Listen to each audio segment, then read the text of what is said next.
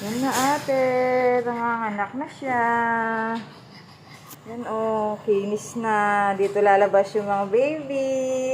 Baby ni Margaret. Dito magdedede Oh. Dami nang lumalabas. Ito yung isa laki-laki na. Yan Mga anak na yung taba na iyan. Yan Yan si Menard. Linisin na.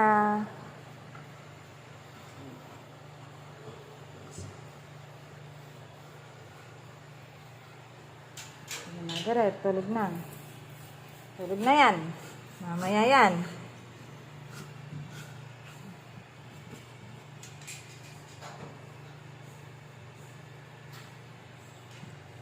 Baby, akin na ni Doc.